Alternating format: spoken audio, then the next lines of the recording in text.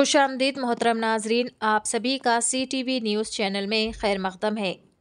CPI यानी communist party of India के secretary इंसाफ CPI greater Hyderabad Mohammad Aqeel साहब की जानिब से बतारीख 23 जनवरी बरोज़ जुमेरात को हयात नगर ऑफिस पर एक मीटिंग मुनक़्क़िद की गई, जिसमें हैदराबाद सेक्रेटरी मोहम्मद अकील इंसाफ CPI ने मीडिया से खिताब करते हुए तेलंगाना हुकूमत से अपील की है कि गरीब और मुस्तहिक़ अफराद में 2 BHK घर बनाकर दिए जाए। किसी भी गवर्नमेंट लैंड हो या बोधान की ज़मीन हो, हुकूमत को चाहिए कि बिला लिहाज मजहब व मिल्लत गरीब आवाम को डबल बेडरूम मकानात अलॉट करे। झोपड़ियाँ डालकर अवाम एहतजाज कर रही है कि इन्हें पेपर्स बनाकर दिए जाए, जिन्हें घर नहीं है और ना ही रोटी कपड़ा मैसर है। गरीब आवाम के बारे में सोचने की तेलंगाना हुकूमत की जिम्मेदारी है।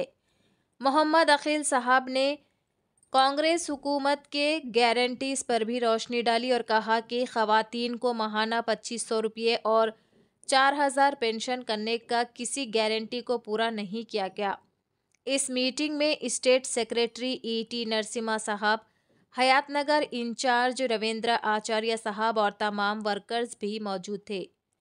वाज़िर नाजरीन के Hyderabad secretary communist party of India Insaf CPI party गरीबों के हमदर्द और हमेशा अवाम के दरमियान रहने वाले जनाब मोहम्मद अकील साहब हर वक्त गरीब अवाम के लिए इंसाफ के लिए जद्दोजहद करते हैं।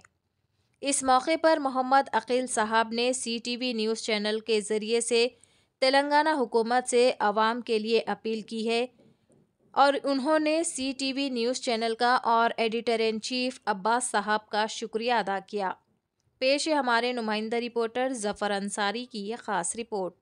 चैनल को लाइक करें, शेयर करें और सब्सक्राइब ज़रूर कर लें।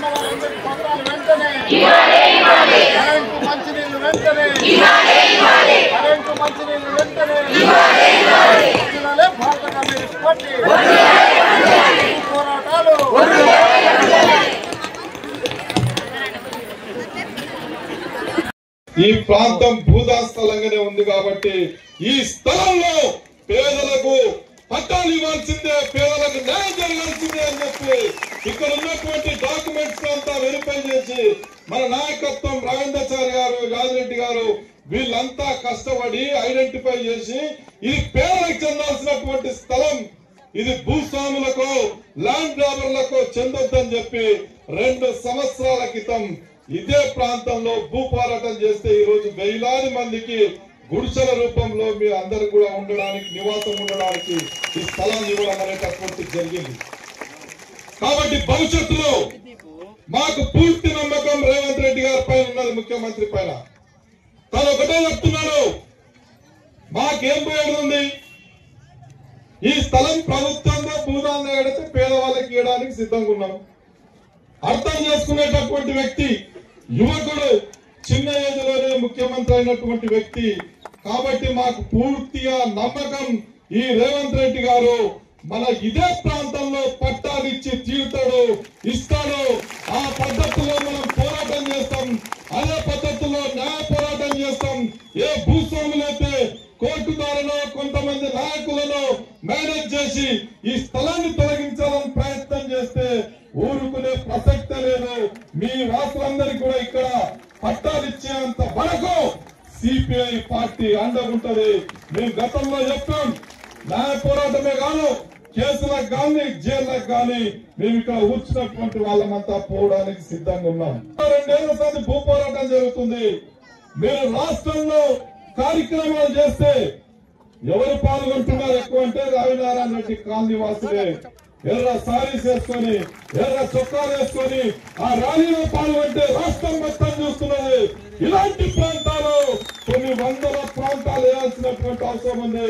వీళ్ళకి పూర్తి రాష్ట్ర పార్టీ సహకారం చేస్తూ వీళ్ళకి పట్టాలు ఇచ్చేంత వరకు అండగా ఉండాలనేటటువంటి అభిప్రాయం ఈ రోజు రాష్ట్ర పార్టీలో కూడా ఉంది.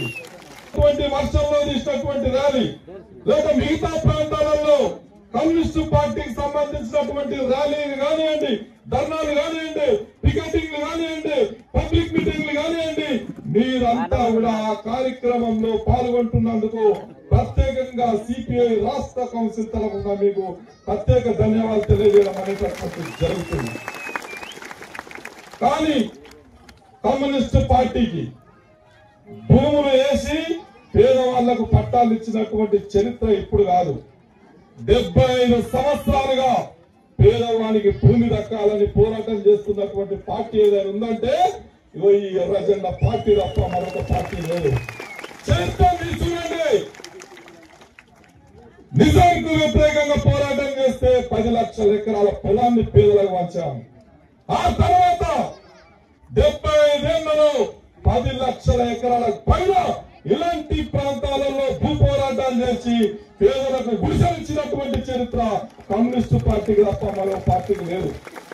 మరి అలాంటి పార్టీని బలోపేతం చేయాల్సినటువంటి అవసరం ఉందా లేదా? అలాంటి పార్టీకి ఎలక్షన్ లో ఓట్లేసి గెలిపించాల్సినటువంటి అవసరం ఉందా?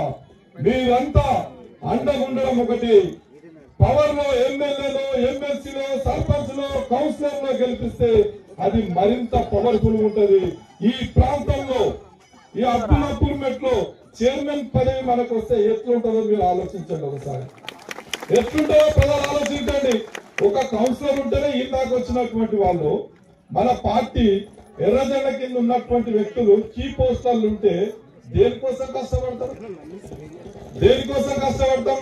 మరిన్ని ఇంకా ప్రభుత్వ స్థలాలు, భూదాన స్థలాలు కూడా కబ్జా చేస్తే పేదలకు ఇప్పించాలని చెప్పి పోరాటం చేయడం తప్ప మరో పాట కాదు. రవీంద్రచారి యాదరెడ్డి వచ్చినప్పటి సంది ఇక్కడ ఈ ప్రాంతంలో ఫేస్ 1, ఇక్కడ ఫేస్ 2 ఇవన్నీ కూడా భూ పోరాటాల ద్వారా పేదలు ఇల్లు నిర్మించుకున్నటువంటివి. కాబట్టి మీరంతా పార్టీని నమ్ముకొని, పార్టీ అండతో, పార్టీ మీద నమ్మకంతో వర్షానికి, ఎండకు, చలికి ఎన్ని ఇబ్బందులున్నా ఇక్కడ కరెంటు ఫెసిలిటీ లేదు, మొన్నటి వరకు వాటర్ ఫెసిలిటీ లేదు, ఉండడానికి ఉండే పరిస్థితి లేనటువంటి పరిస్థితిలో ఉన్నారు అంటే మీరంతా నిజమైనటువంటి పేదవాళ్లే. డబ్బున్నాడు ఎవడైనా గుడిసెలలో చూటాడా? జూబ్లీ హిల్స్, బంజారా హిల్స్ గా పక్కన ఉన్నటువంటి గ్రేటర్ కమ్యూనిటీలు ఉన్నాయిగా, వాసవిక పెద్ద పెద్ద